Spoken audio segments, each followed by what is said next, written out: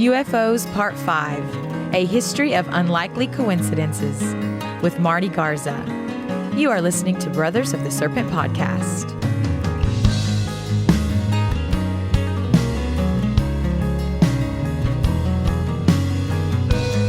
And welcome back, ladies and gentlemen, boys and girls, angels and demons and monsters and serpents, to Brothers of the Serpent podcast, coming to you not live from the 10 by 10 by 10 tangent cube of science, nestled amongst the dusty bones of an ancient seabed, high atop the Edwards Plateau. And we are joined in studio once again by Marty Garza for the next set of UFO episodes. Thanks, Marty. Welcome back. Glad to be here. Yeah. So this is going to be an experimental. Well, Marty's preparation is intense, and he's been working on this for a long time. And so we're gonna try something new this time. I've got a bunch of stuff he's written for me to read, and we'll discuss it as we go. But yeah, this is probably going to be a two-part series. So there'll be the one this week, and then one next week, and maybe a third. Wait a minute. Don't know. You haven't finished the first series, and you're already starting another series?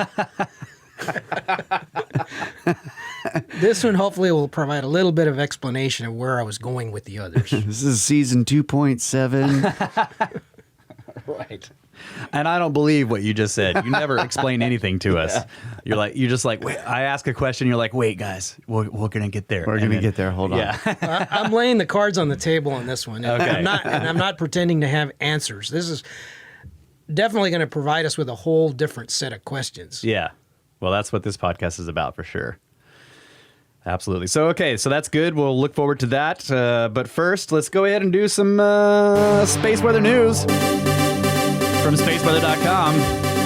Minor geomagnetic storm warning. 1 and perhaps 2 CMEs are about to hit Earth. The first, hurled towards us by last Thursday's solar tsunami, is expected to arrive on August 30th, which would be today. The second, ejected by Saturday's solar flare, could come on August 31st through September the 1st. Neither CME is particularly bright or powerful. However, they could combine to produce minor G1 class geomagnetic storms. And also, monster sunspot. Sunspot AR2860 is big, and it's ready to flare. A photographer photographed the active region yesterday from Argentina. The sunspot group has more than a dozen dark cores sprawling across 100,000 kilometers of starscape. These dimensions make it an easy target for safely filtered backyard telescopes. Currently, AR2860 is crackling with minor C-class solar flares. However, it has a beta-gamma magnetic field that harbors energy for stronger M-class eruptions. So stay tuned for that. And let's see. Current conditions. Solar wind speed is 385.6 kilometers per second, and the density is a low 4.0 protons per cubic centimeter. Current sunspot number is 44. Oh, man. Yeah. And neutron count is 8.5% above the space age average, and the KP index is 2, which is quiet, and the 24-hour max was 3, which is also quiet. So even though we have these CMEs hitting us, we're still not in a stormy condition in the KP index yet. So that's space weather news, and then let's do a quick agriculture update. What are we doing? What's going on? Harvested everything. Yeah. Yeah. Getting everything's starting to go dormant. Not dormant, but into season. Yeah. So got some spraying to do on the vines and such before they go dormant. And the wine is at the winery, just been pressed out. I guess what was that, Saturday? Yeah. So we got I guess it's about a little over 2,000 gallons. Yeah. Which was more than we thought, and had to order a bunch more barrels. Yes. Yeah. Was not prepared for that amount, but yeah, it was great. So it looks good, smells good, and we'll be racking it off the sediment here maybe tomorrow.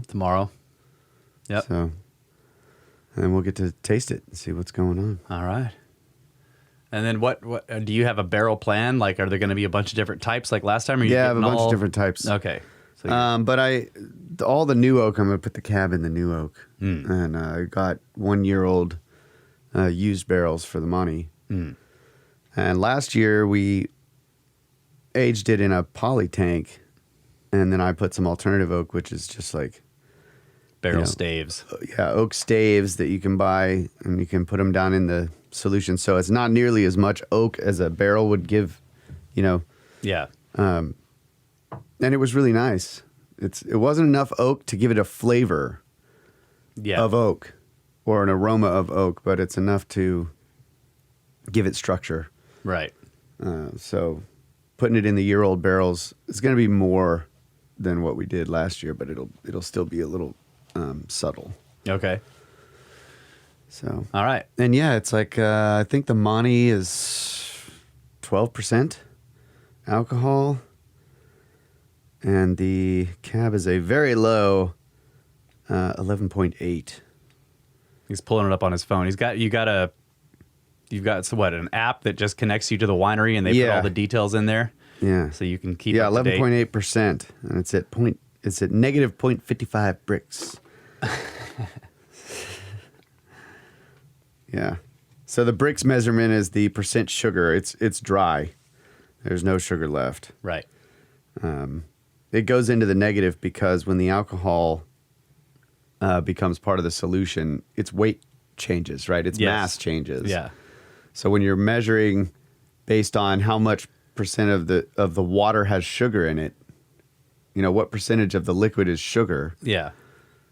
It's like a density measurement. Yeah, or it's a something. density measurement. Yeah. So if you remove all the sugar from the water, then it would be 0. Yeah. But when you add alcohol, then it Yeah. When you replace the sugar with alcohol, Yeah. it goes into the negative numbers. Yeah. Yeah.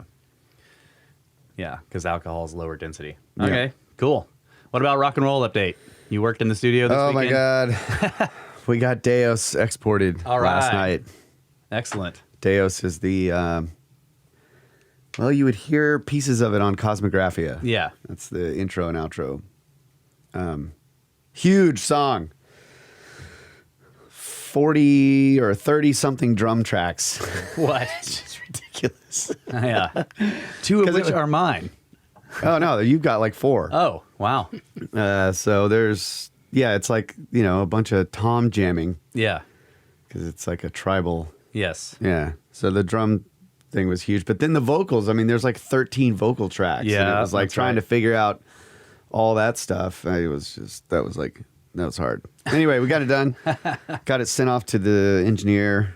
So looking forward to getting that project going. And one more song, and we're a quarter of the way done. All right. All right, 1, 2, 3. A third of the way done. Third. Yeah, one more song, and we'll be a third of the way done. All right. All right. So I'm hoping to get that done before we go on our trips. Oh, okay. Go ahead. Yeah. Well, I got the crypto update, sort of.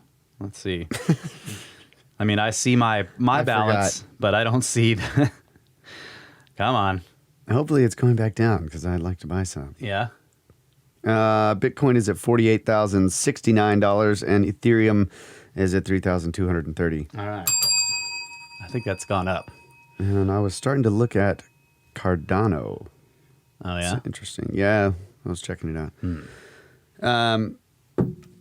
Okay, so I wanted to do an update on last week, unless you have something else. No, go for it. I got one email I'll read, and then we're going to dive into Marty's Yeah, stuff. this will be quick. So on the Matheson episode about the god of wine, he was telling us the story of Dionysus, right? Dionysus? Yeah. Dionysus. Dionysus. And I realized later after listening to the show, the analogy of his birth, like thrice born with 2 mothers, the analogy to wine. Yeah. So the grapes are born on the vine, and the vine is immortal in a way, like Russ had pointed out when I was telling him this. That anyway, the grapes are born on the vine. They're harvested. That's the first. They're born. That's the first birth. Then they're harvested and crushed up, like what Zeus does with the heart. Yeah. Right. He crushes it up and he feeds the heart to the second mother, who is mortal. And the heart, is like a grape cluster. Yeah, It's shaped kinda like a shape. Yeah. So the second mother is the yeast, Which and is mortal. It's mortal because Yeah. when the wine is done with fermentation, the yeast all dies and Yeah. falls out, and then Yeah, birthing the wine actually kills the yeast, right? It's like in the process That's right, the yeast yes. dies. Yes. Yeah. so the press is the second birth, right? You press the wine once it's done fermentation, and when it's done fermentation, the yeast is dead, and then you press it out and it comes out as the liquid. Then you put it in the keg, which I looked up the word thigh and the thigh etymology, and fat is one of the original words, like fat, like a keg, right? Yeah. Like that fat part of your leg or whatever. Right, yeah. So you put it in a barrel or a You cask. put the wine in a barrel, and that's when it goes, it's being carried around in the barrel. It's being transported now. Yeah. So that's like being put into Zeus's thigh Yes. for the final birth. Yeah. And then the final birth is when it comes out of the keg, and you drink the wine. right, folks. And then it's time to party. That's right. So I thought that was really cool, dude. Like, I'm like kicking myself listening to the show. I'm like, oh my God, how am I missing this whole analogy while we're in the middle of the show? But Right. I just thought that was cool. Yeah, and so Kyle tells me he's listening to the show and he sends me a message. He's like, yeah, I'm kind of getting this analogy. And then I'm listening to the show and I'm like, I'm not buying it. And so I come down here and I tell him I don't buy it. And then he explains it to me again. I'm like, all right, I'm starting to buy it. Yeah, so the vine is immortal because it produces grapes every year, right? It Yeah. doesn't die that year by producing the grapes. Right, yeah. So I just, yeah. And the original conception of Dionysus was Zeus with Persephone. Right? Don't remember. Yes, it's Persephone, I'm pretty sure. And Persephone is the goddess of spring and rebirth, and she has to spend half of the time in Hades, of the underworld, which the vine goes dormant. Yeah. And then in spring, she's allowed to come back, and all the butterflies and flowers. God. And, yeah, right. That's perfect. Yeah. So she's immortal, but she goes through down into the underworld and then back up to the surface world every year. She has to spend time in Hades, and then she's able to come back up for spring. So if the vine is Persephone, it's immortal, but it does go dormant. It dies, right? That's right, yeah. In a way, it has the immortal It's death. immortal because it comes back. Right. That's Yeah. right. That's cool. Yeah. All right, there you go, folks. Yeah. Okay. You heard it here first.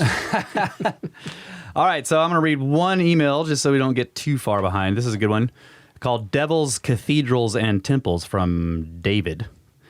He says, how's it going, Snake Bros? I started listening about a year ago and have listened to every episode at this point. Love the topics, and I generally tend to agree with your assessments. Just thought I would give you some skirp tips on a few topics that have come up multiple times that I happen to know about. Favorite kind of tips. Yeah. First, there are at least two reasons places in the U.S. have devil-related names. A, the indigenous people told the Europeans the area was cursed, or B, it was a sacred site to the local indigenous people who many Europeans believed were all devil worshippers. In other words, the place could have had either negative or positive spiritual significance to the local people. Second, Either way, that makes it an interesting site. That's right. Right? If it's sacred or it's cursed. Right, You yeah. know, we're like, okay, let's go. Yeah. Let's go for this. Glad for science. All right. Second, the reason that Gothic architecture seems to have come out of nowhere is because all of the techniques spread from the Muslim world to Europe via the Muslim presence in Spain and knowledge brought back by groups such as the Templars during the Crusades. Where they got the techniques is another question altogether, but almost all of the developments achieved in Gothic architecture were first achieved in Syria and Turkey. In fact, the master masons who built all of these significant cathedrals insisted on using materials local to Syria to make things such as the stained glass. Third, while this is still controversial, the best available archaeological and textual data suggests that the first and second Jewish temples were actually on the hill south to the so-called Temple Mount. Not to get into all the evidence because there's a hell of a lot, but the place described in the scripture is directly above a spring, which happens to be the only spring in the area. The spring is located under the city of David, not the Temple Mount. In fact, the hill the Temple Mount is on wouldn't even have had access to water until the Romans later built an aqueduct to supply their fort, meaning it's very unlikely anything at all was built there before this point. Coincidentally, the dimensions and layout of a traditional Roman legion fort match the Temple Mount precisely, and the giant rock sitting in the middle isn't mentioned in the scripture, but does give the basis for the nickname of the Roman fort, the Rock. The real location of the temples was at the north end of the city of David, as described in the literature. While the stones in the foundation of the Temple Mount are certainly impressive, they were undoubtedly laid during the Roman period. That's not to say that they weren't reused from elsewhere, but that foundation didn't exist at that spot, at least, during the First Temple period. Obviously, there's huge resistance to this claim among the more seriously religious Jews because it would mean that they've been praying to the wall of a Roman fort this whole time.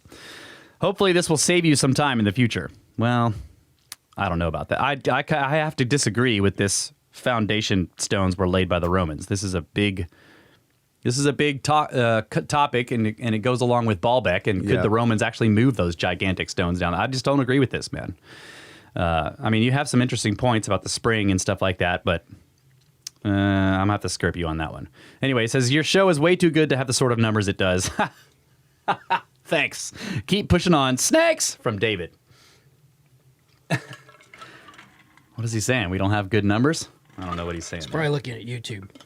Oh, yeah. Yeah, if you're looking at YouTube, you're looking in the wrong place for the numbers. All right. Most of the videos are a picture. Yeah. All right. Let's see. I'm going to turn this back on here. But yeah, I'll have to ask Randall about that as far as the Gothic cathedrals and the Gothic, the building technology, because if it was that obvious, I would assume, and maybe it's a bad assumption, that he would have referenced that. Yeah. Because he's done a lot of research into the Gothic cathedral building, and I've never heard him reference that before. Yeah. I mean, the part about the Templars and people from the Crusades bringing stuff back, Graham has done a lot of research into that. We went through it in The Sign and the Seal. Mm-hmm. That's not really clear that means it was, or who, that it's not really clear who it was sourced from. Well, okay. Did the Puebloan culture also receive their building designs from the Muslims? Yeah, that's a good because question. I mean, they were designing things very similar to each other. Yeah, right. And they started building all this stuff at the same time. So it's I think it's a little bit more complicated. Yeah, I agree. Some of that sounded like easy answers or skirpy, but it's good to go through it. And David, I appreciate the email. Yeah, and I do think that there would be reservoirs of the knowledge base in all over the world. It seems obvious that there are. So where they got it from, where it came from before that is the real question, as he pointed out. Yeah, that's right. All right, so we're going to start with this experiment we're doing with Marty. So he's got all this material. And it's probably going to, like we said, cover at least 2 shows. And I'll be reading most of the material. Marty will be commenting. You're going to be telling me when to stop, right? And start. And okay. So let's start out with some analogies here. So as is typical, I would like to begin this presentation with a disclaimer. I must emphasize that we are going to attempt to tackle the enormously difficult task of relaying a very complex and hard-to-sell scenario that I do not believe has ever been presented in such a manner. Making this more difficult, a vast amount of the information will initially appear to have little whatsoever to do with the UFO phenomenon. So bear with us as the connections will gradually unfold. There are 20 chapters making up this presentation, virtually any of which could have an entire episode dedicated to them. Oh, man. So we are just hitting the highlights of some incredibly fascinating larger stories. Irrespective of your interest in the UFO topic, I believe regular listeners will find some of this information of interest as it provides obscure details related to many topics previously discussed on the channel. And I encourage listeners to dive further into some of this information for themselves. So again, please stay with me through all of this and be mindful of patterns that will gradually emerge. But most importantly, please clear your cache of the deeply ingrained preconceptions associated with the labels used to describe many of the beliefs and phenomena we will be discussing. And avoid jumping to any conclusions until we've reached the end and you've had time to consider all the potential interpretations. Yeah, so just to be clear, I'm writing from the perspective of reading from the perspective of Marty here. So this is him saying this stuff. Okay, having said that, let me expand a little on the recurring puzzle analogy I've used throughout the previous episodes. This time, imagine we have just sat down at a table where a group had previously been working on the puzzle. As is typical, those individuals begin by assembling similar pieces into a node or cluster. So let's say these were purple pieces. In doing so, they sifted through the box, searching specifically for purple pieces to add to their growing cohesive cluster. So, now that we have joined in, we find that what remains in the box are a bunch of discarded pieces of various other colors. Some are red, some blue, some yellow, etc. But instead of following the same procedure, selectively focusing on expanding the assemblage of purple pieces, we start to look deeper and instead search for hidden patterns. By doing this, we note that many of the previously discarded pieces have something in common with the already assembled purple pieces. Along the edges of pieces of every color, we find that there appears to be a small amount of green. Recognizing the similarity in the trace bits of green, we begin to assemble the puzzle based on the underlying pattern of green rather than the obvious superficial color. By doing so, we may find that an entirely different and broader picture may begin to emerge. And that is what we are doing here today. Okay. That's cool. Yeah. That's a long analogy, but I like it. First of a couple. Right. Okay. Interstellar communication. So, to set the stage for the historical information ahead, we would like to present two simple allegories. I am not suggesting that the mechanism at play necessarily function in such a specific fashion, but the point is simply to illustrate that such far-fetched concepts are not beyond the reach of our imagination. And I firmly believe that science fiction has shown us time and again that if we as a species are capable of imagining something, it is only a matter of time before we develop the technology to bring it to reality. Well, yeah. Most of the time, I think that's right. Yeah.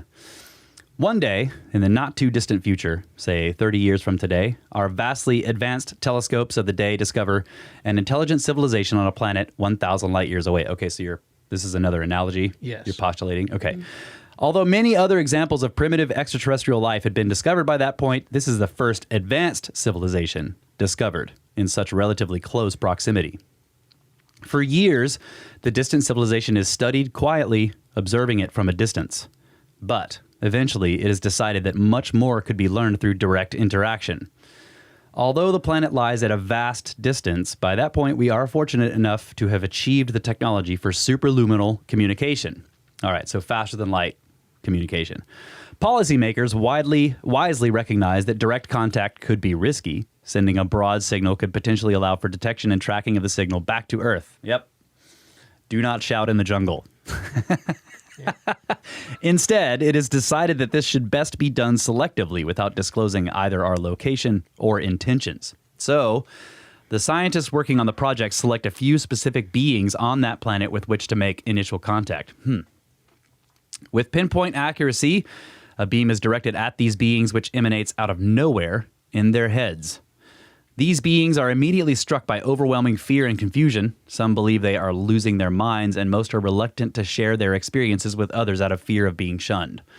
It is quickly recognized that we share neither a language nor even a common physical appearance with which to express semaphore or facial expressions in a feeble attempt to convey amiability. So this clearly isn't working, so we listen in on their conversations and attempt to create translations of their language, which we then transmit to them, also with limited success. So a new strategy is needed. This time, holographic images are transmitted to the beings using avatars that either resemble them or are of objects believed to be familiar to them. This is met with nearly equal fear and or bewilderment. Some believe they are seeing what we could describe as ghostly apparitions, while others see mysterious objects in their environment or what we might otherwise describe as paranormal phenomena.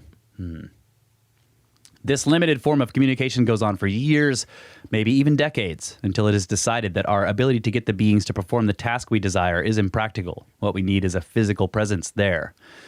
Interstellar travel, as in physically moving matter from one point in space to another, even at superluminal speeds, is relativistic and therefore problematic. A better strategy is to use our superluminal communication technology to transmit the blueprints of a physical representation that is then created through some advanced form of 3D printing on site, on the target planet. This technology could be used to produce mechanical and eventually even biological drones in a variety of forms for specific purposes. And some might even be used to blend seamlessly into their society. Okay. All right. I see where you're going with that. Do you have anything else you want to add to that? No, I'm enjoying listening to myself. You do a better me than I do. So let's delve even further. Throughout recorded history, mankind has always lusted for immortality. The spiritual beliefs of the ancient Egyptians led them to view death as simply a toll booth along their path through immortality. As mankind, by and large, became less spiritual and more reductionist, technologies began to be explored for achieving proactive immortality. Vital organ transplants, cryogenic freezing, cloning, and regenerative medicines are but a few methods that have been explored. But one recurring theme has been mind-to-computer uploading of our consciousness or essential being. Do you think that's actually possible? Don't know. Or are you just saying it's a philosophical because it's sci-fi, possibly? Well, everything is impossible if you start with all the wrong assumptions. Yeah, that's right. And if consciousness is non-local, then we would need some kind of, well, if we had quantum computing, which also is a non-local phenomena, right, maybe you could do it. Yeah. Mm-hmm. Okay. The belief is that if we were able to upload every thought and memory that makes us who we are onto a hard drive, that data could someday be downloaded onto a biological surrogate or an avatar. But what if it was discovered that the lack of a physical body somehow freed us from physical constraints, allowing us to perform feats far beyond the capabilities of any physical form? And if consciousness could be uploaded onto a hard drive, the next logical step would be to upload it onto a cloud server where it would then exist virtually anywhere accessible via the internet. So let's take that concept a step further. Imagine one day achieving the ability to transmit data via the fabric of space, or dark matter, or electrical currents, or whatever underlying force permeates the universe for the creation of a universal internet. At that point, that virtual individual on the cloud would become a transcendent, omnipresent, non-physical intelligence throughout the universe. This all sounds like crazy talk, but everything is impossible if you start with the wrong assumptions. I see where you got that. You're stealing from this author here, Marty. Again, let me remind you, if it can be imagined, it will eventually be achieved. It's only a matter of time. So, that begs the question. If there have been countless intelligent civilizations out there in the universe, some that have existed for hundreds of thousands or millions or maybe even billions of years, what are the chances that this has not already been achieved? And if that were the case, how might we perceive their existence? So, to begin, let's set the stage with this quote, which I'm going to pull up here. The masses have never thirsted after truth. They turn aside from evidence that is not to their taste, preferring to deify error if error seduces them. Whoever can supply them with illusions is easily their master, and whoever attempts to destroy their illusions is always their victim. That's Gustave Le Bon. Is that how you say it? Yep. The Crowd, A Study of the Popular Mind. Is that a paper or a book? No, it's a book. Okay. Yep. Okay. So next section here. You want to comment on anything before we move on? I guess just to kind of explain what we're doing here is this is essentially like the outline of a book. Right. Marty is basically writing a book, and we're doing a pre-published book report. You heard it here first. Right. And it's so long that if I had tried to read it because of my style, this would have probably taken us 5 episodes. So we decided this is probably the better way to do it. I think it also allows me to think while we're going through this thing and be able to interject what I was thinking maybe when I was writing some of this. Absolutely. Yeah. So you just need to stop me whenever. Right. You know, like don't wait for me to ask you what's going on. I mean, I will sometimes because I'll read and be like, what are you talking about? Well, the problem is I know what's coming, so I'm thinking ahead, and I don't want to get ahead of you. So we're doing good. I enjoy this. I think you're doing a better job of expressing what I'm thinking. Okay. All right. Good deal. All right. Book of Enoch. This is going to be awesome. So there are 3 separate apocalyptic texts commonly referred to as the books of Enoch. They are not considered part of the Jewish biblical canon and are only included in the, how do you say this, Ge'ez language of the ancient Ethiopian Christian Bible. However, Enoch appears briefly in the Jewish, Christian, and Islamic Bibles, and there are portions of the Mormons' Book of Moses that are said to contain extracts from the original Book of Enoch. Enoch was the great-grandfather of Noah, who is said to have lived for 365 years. What an interesting number of years. As discussed in Brothers of the Serpent number 162, UFOs Part 2, we discussed the following passage from Genesis, which states, Enoch walked with God, And he was not, for God took him. Oh, yeah. He's one of those. He never died. Right, never dies, just disappears. Mm-hmm. So there are actually 3 books of Enoch. One Enoch, the first Enoch, which includes the Book of Watchers. Second Enoch, which is two Enoch. 2 Enoch, okay. Slavonic Enoch, the Book of the Secrets of Enoch. So Enoch returns as the angel Metatron. Like the Prince of the Presence. And the virgin birth of Melchizedek. And then 3 Enoch, the Hecalot. Is that how you say that? Yes. Okay. Written in Greek, but probably translated from Aramaic, 1 Enoch is comprised of 5 sections, the oldest of which may date back to before the 2nd century BCE. So the following are some of the most notable quotes from the Watchers. Is the Watcher here yet? This is his part. Yeah, he could tell us what he was thinking. Right. Chapter 6.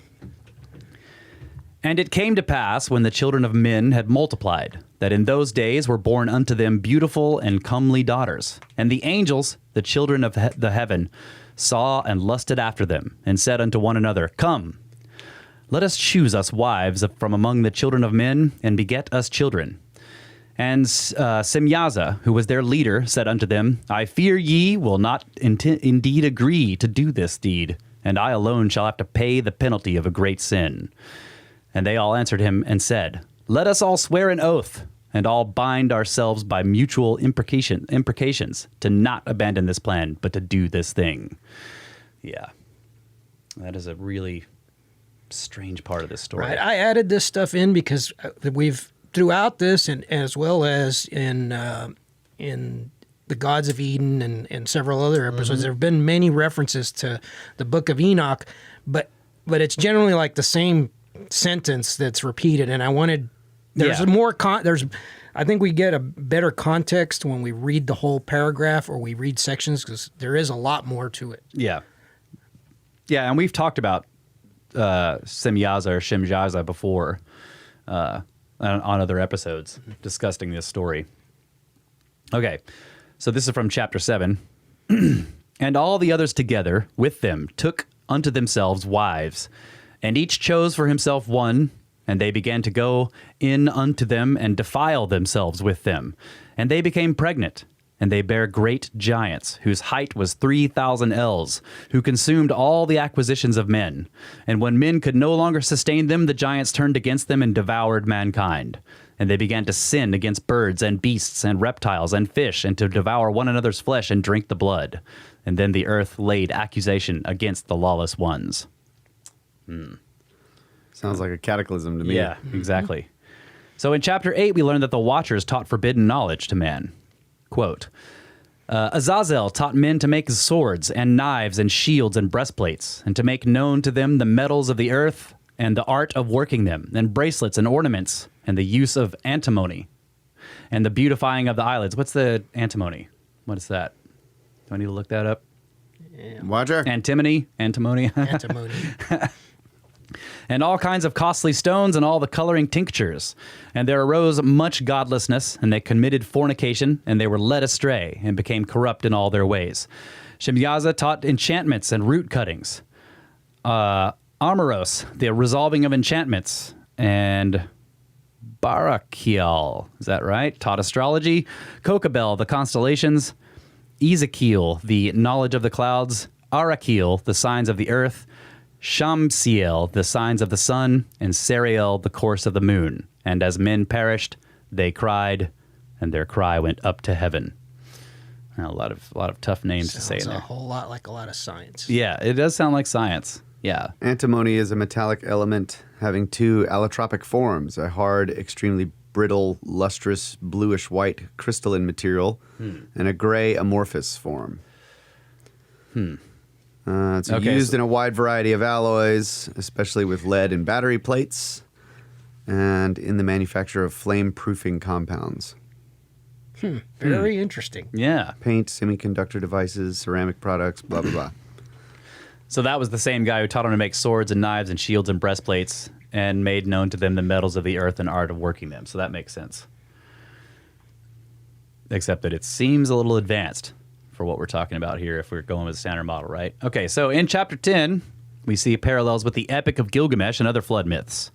Quote, "Then said the Most High, the Holy and Great One spake, and sent Uriel to the son of Lamech, and said to him, Go to Noah, and tell him in my name, hide thyself, and reveal to him the end that is approaching, that the whole earth will be destroyed, and a deluge is about to come upon the whole earth, and will destroy all that is on it.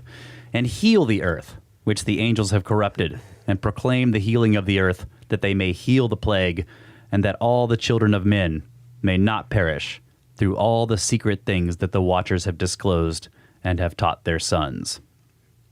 So we've talked about this, like the idea that like it's science that's killing us somehow, right? Right. This is the whole like the knowledge is bad. Do you think this is? Do you agree with that? You think they were doing the right thing here? I believe they're providing mankind with. I don't think I'm spoiling anything when I say it. I think they're potentially providing mankind with the tools of its own destruction. Yeah. Like this is the idea in, with the Prime Directive, like in Star Trek, right? You don't interfere with them because they need to develop themselves so that they reach certain things when they're ready. If you give them a whole bunch of, I've seen this in plenty of science fiction. You give them a whole bunch of technology before they're more evolved or whatever, then they become, right. They just destroy themselves or whatever. Let's say you have two characters, whatever, and you throw a rabbit in between them, and they might look at that rabbit and share on that share that rabbit. Now you hand one of them a spear, and then that guy is going to start thinking, if I use this spear, I get the whole rabbit. Yeah. And then you just keep expanding on that. You give the other, the other guy something else, and it just keeps escalating. Yeah. Like give the other guy a shield, and then, right? Now you have, Should we take a break? I'm not able to see the time here. Is it? Yeah, we're up. Okay. Time's up. All right. Well, let's take a break. This is cool. Take a break, and we'll come back. We got more from the Book of Enoch.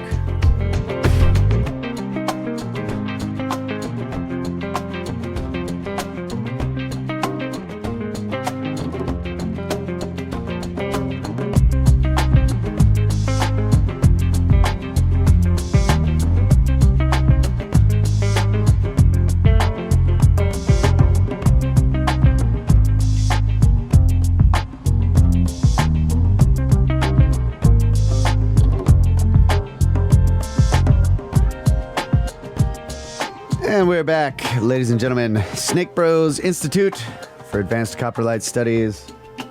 Deep diving into some future book, possibly, of Marty's. Yeah. And I'm liking where it's going, love the Enoch stuff. So. Yes. Let's get back into it. All right. So we got this interesting bit of information from chapter 12. This is still from Enoch, first Enoch? Enoch 1? Okay. Before these things, Enoch was hidden, and no one of the children of men knew where he was hidden, and where he abode, and what had become of him. And his activities had to do with the watchers, and his days were with the holy ones. Yeah, he was taken. In chapter 14, dare I suggest, we read a reference to Brothers of the Serpent, episode number 155 with Bruce Fenton. All right. Behold, in the visions, clouds invited me, and a mist summoned me. And the course of the stars and the lightnings sped and hastened me. And the winds in the vision caused me to fly and lifted me upward and bore me into heaven. And I went in till I drew nigh to a wall which is built of crystals and surrounded by tongues of fire. And it began to affright me. And I went into the tongues of fire and drew nigh to a large house which was built of crystals. And the walls of the house were like a tessellated floor made of crystals, and its groundwork was of crystal. Its ceiling was like the path of the stars and the lightnings. And between them were fiery cherubim, and their heaven was clear as water. A flaming fire surrounded the walls, and its portals blazed with fire. And I entered into that house, and it was hot as fire and cold as ice. And there were no delights of life therein. Fear covered me, and a trembling got hold upon me. And as I quaked and trembled, I fell upon my face. And I beheld a vision, and lo, There was a second house, greater than the former, and the entire portal stood open before me, and it was built of flames of fire. And in every respect it so excelled in splendor and magnificence and extent that I cannot describe to you its splendor and its extent. And its floor was of fire, and above it were lightnings in the path of the stars, and its ceiling was also flaming fire. And I looked, and I saw therein a lofty throne. Its appearance was as crystal, and the wheels thereof as the shining sun. And there was the vision of cherubim, and from underneath the throne came streams of flaming fire, so that I could not look thereon. Yeah, I remember talking about that too a long time ago. Yeah. That just sounded to me like he got into a spaceship and went up into space, and he's like looking through windows, and he's seeing the other planets. And he's like, and then they got to a mothership. Yeah. Yeah, They went to another one that was even bigger and more splendorous and magnificent. Okay. In some of it reminded me of like actually visiting the other planets too, because it's like He talks about that. Yeah. He actually, he calls them like gates or something. right. He claims that at one point, I'm not sure if it's in the quotes that I included, but he does claim to be able to see the universe and travel among the stars. All right. In chapters 15 through 19, we learn more of what became of the giants. And now the giants, who are produced from the spirits and flesh, shall be called evil spirits upon the earth, and on the earth shall be their dwelling. Evil spirits have proceeded from their bodies, because they are born from men, and from the holy watchers is their beginning and primal origin. They shall be evil spirits on earth, and evil spirits shall they be called. And the spirits of the giants afflict, oppress, destroy, attack, and do battle and work destruction on the earth, and cause trouble. They take no food, but nevertheless hunger and thirst, and they cause offenses. And these spirits shall rise up against the children of men and against the women, because they have proceeded from them. Interesting, this time it says they take no food, whereas before it was saying they were consuming everything. There's some. We'll get to this in a minute, but there's some conflicting information as to whether the giants were specifically the offspring of the Watchers or not. We'll get to that in a minute. Okay. Another quote, "You have been in heaven, but all the mysteries had not yet been revealed to you, and you knew worthless ones. And these in the hardness of your hearts you have made known to the women. And through these mysteries women and men work much evil on earth. Say to them, therefore, you have no peace." Oh, is That this was God speaking to them. telling him to go tell Enoch to go tell the Watchers this? Yeah. Yes.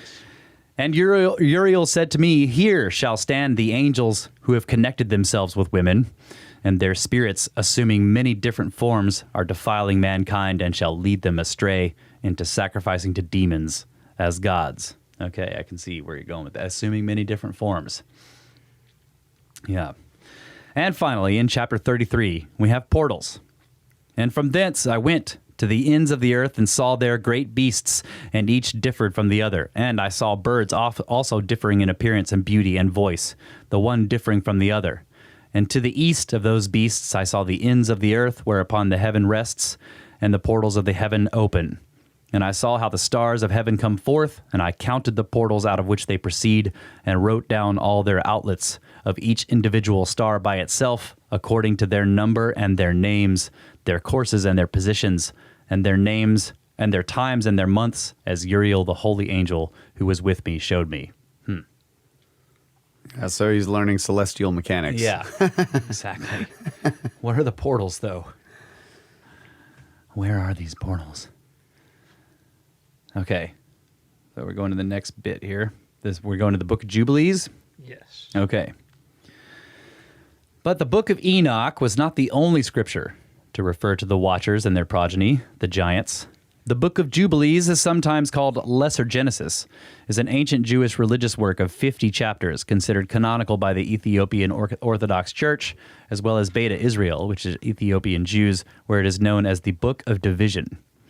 No complete Greek or Latin version is known to have survived, but the Ge'ez, is that right? Yes. Ge'ez version is an accurate translation of the versions found in the Dead Sea Scrolls. The dating of Jubilees has been problematic for biblical scholars, but it has been estimated that the work can be dated to 160 to 150 BC. The following excerpts support the story told in 1st Enoch, or Enoch 1, but provide some additional information and possibly raises some questions. Quote, For owing to these three things came the flood upon the earth, namely, owing to the fornication wherein the watchers against the law of their ordinances went a-whoring after the daughters of men, and took themselves wives of all of which they chose, and they made the beginning of uncleanness. So we've talked about this. Is the uncleanness a genetic thing? That's what I was going to say. It would appear so. That's going to be towards the end of this whole episode, probably. Okay. I'm trying to place it, but yeah, you'll see that there are ties to that, and there have been movements related to that. Yeah, and there's the word that was used was what was it? Righteous is sometimes the word that's you see in the King James. Like Noah was righteous. In all his generations. In all his generations. In other words, he was not like a product of the Nephilim, except that in other cases, you're like, he does seem to be a product. That's a whole different thread that I chose not to go down. Okay. But that may be... Because there have been movements related to that of the core species. Yeah. But look, that may be... It's like let's just go with the aliens idea, straight up. Like, if they have a council and they're like, okay, we're going to interbreed, they might choose the genetics to do the interbreeding with. Yeah. And then the other guys, these other people are like, hey, let's do some interbreeding ourselves and we'll create our own We've talked progeny. about this already. And they're like, those guys are not righteous. They are unclean. Yeah. We've talked about that in previous episodes. But of course, think back on Saint Anne and Mary. Those were I guess you could say they were planned way generations in advance. They were, so they were guiding this. If there's any truth to this, it would appear that there was directed. I guess I wouldn't necessarily say evolution, but definitely breeding. Yeah, it's like there was a breeding plan, and some yes. people went outside of it, and those are the unclean ones, or the unrighteous. And again, you have to remember that the people writing this are not the people who devised the plan. Right. So the idea that they're unclean or not righteous. Mm-hmm. Right. We have no idea how much distortion there was prior to this. It stems from the God Gambit. If this was written, let's say, between 1 and 200 BC, that may have been based on writings that, back to Sumer. And long tradition, much older traditions. Right. Yeah. Just those records no longer exist. Yeah. Okay, continuing the quote. And they begat sons, the Nephilim, and they were all unlike, and they devoured one another. And the giants slew the Nephilim, and the Nephil slew the Elio, and the Elio mankind, and one man another. Okay, so everybody was fighting everybody, is what that's basically saying. So this suggests that the giants were not the Nephilim. Then later we have passages that state that the spirits, which it refers to as demons, continue to interfere with mankind post-flood. Quote, and in the third week of this jubilee, the unclean demons began to lead astray the children of the sons of Noah, and to make to err and to destroy them. And the sons of Noah came to Noah their father, and they told him concerning the demons which were leading astray and blinding and slaying his sons' sons. Yeah. So you have a notation here that Noah is said to have lived for 950 years. So you're pointing out that he was there for his great-great-grandchildren being killed by these demons. Yeah. Right. He's several generations down. He's still around. Yes. So Noah pleads with God to do something about the spirits terrorizing his children. Quote, and thou knowest how thy watchers, the fathers of these spirits, acted in my day. And as for these spirits which are living, imprison them and hold them fast in the place of condemnation, and let them not bring destruction on the sons of thy servant, my God, for these are malignant and are created in order to destroy. This passage differs from Enoch in that it suggests that the evil spirits are not those of the watchers, but instead of their children, which would either be the giants or the Nephilim. It then goes on to provide yet further specific detail. Quote, and the Lord our God bade us to bind all, and the chief of the spirits, Mastema, came and said, Lord, Creator, let some of them remain before me, and let them hearken to my voice, and do all that I shall say unto them. For if some of them are not left to me, I shall not be able to execute the power of my will on the sons of men. Yeah. That is a very strange statement. Yeah, and I the shall not next be. one. Yeah, shall not be able to execute the power of my will on the sons of men. For these are for corruption and leading astray before my judgment. For great is the wickedness of the sons of men. So now he's trying to say that it's the sons of men that are the ones that are bad. No, this is one of the fallen angels. Yeah. This is a demon saying, "Allow me to keep 10% Right. on Earth." Yeah, let some of them remain before me. So this suggests some type of arrangement, possibly to test mankind, and we seem to find confirmation of that in the following passage. Quote, "And God said, let the 10th part of them remain before him, and let 9 parts descend into the place of condemnation. And we did according to all his words. All the malignant evil ones were bound in the place of condemnation, and a 10th part of them we left, that they might be subject before Satan on the earth." Why? Yeah. Why leave if you have the ability to eradicate evil? Why would you leave? Leave it. Yeah. That is It strange. suggests a test. I kind of think of it too as like, which side was the person who wrote this on? Yeah. You know, calling who evil and whatever, you know, giving the negative connotation to these. That's definitely going to Because then you look at some stories from the other perspective and it's like, and we begged him to like, let us keep, you know, set some people free. And then they're, you know, Yeah. some people are condemned to do something or be wiped out, and other people are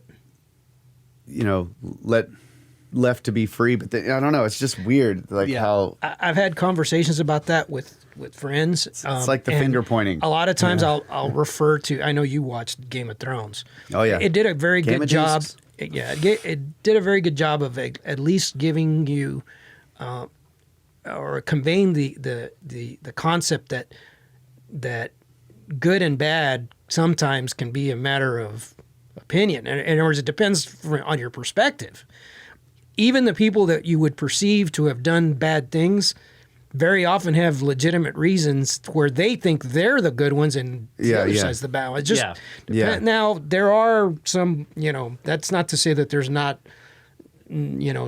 definitive lines, right? But there are some very few areas. people think to themselves like, I'm the bad guy. Right, and sometimes they're not. Are we the bad guys? Are we the bad guys? Or if you don't disclose all the information, it sometimes may have a certain appearance.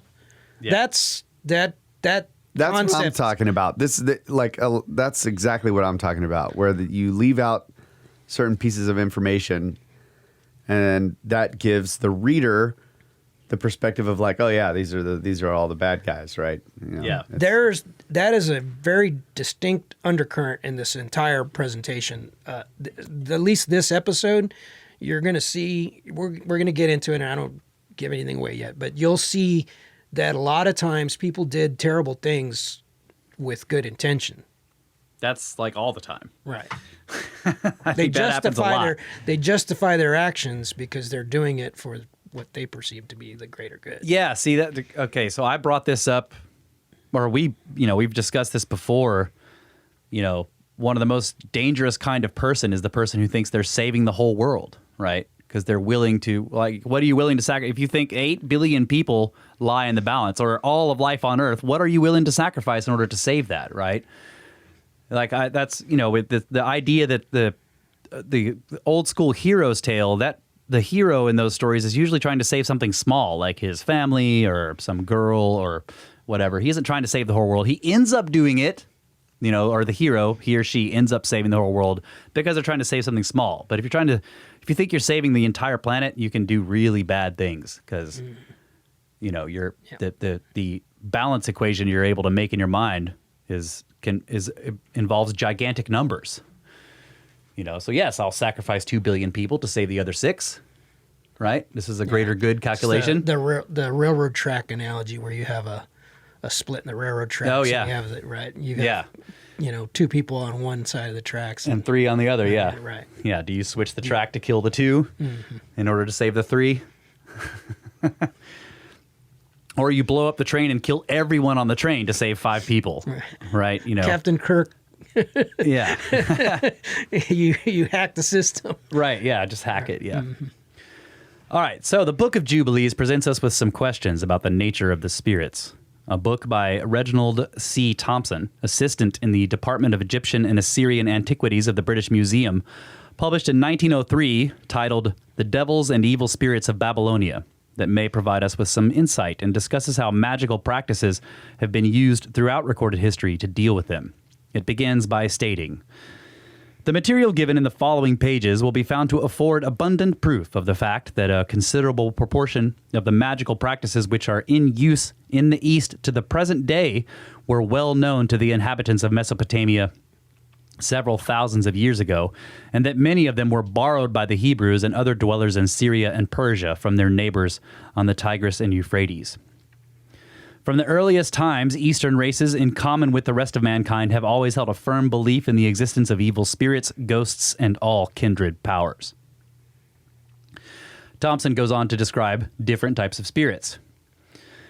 The primitive Sumerian recognized 3 distinct classes of evil spirit, all ready to torment the hapless wanderer. First came the disembodied human soul, which could find no rest, and so wandered up and down the face of the earth. Secondly, the gruesome spirits which were half human and half demon.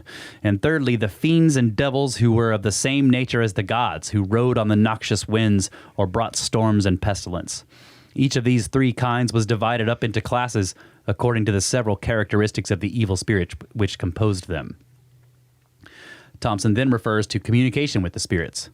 This form of magic, necromancy, was a favorite method employed for looking into the future of the East, or in the East in ancient times, and a remarkable instance of it occurs in the Epic of Gilgamesh. The story runs that the hero Gilgamesh appeals to the god Nergal to restore his friend Ea Bani to him, and his prayer is answered, for the god opens the earth, and the Utuku of Ea Bani rises up like the wind, that is, probably a transparent specter in the human shape of Ea Bani, who converses with Gilgamesh. So would that be Enkidu, Ea Bani, different name for him? Mm-hmm.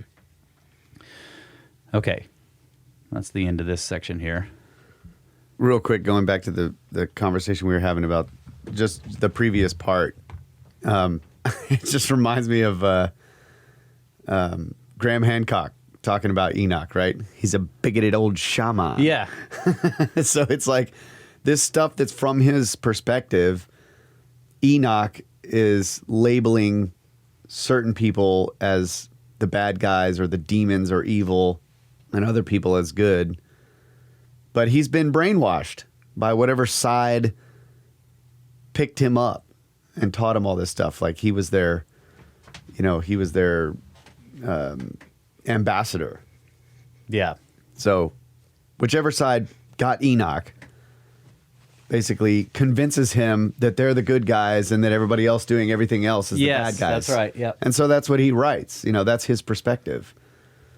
Bigoted old shaman. I love that. Yeah.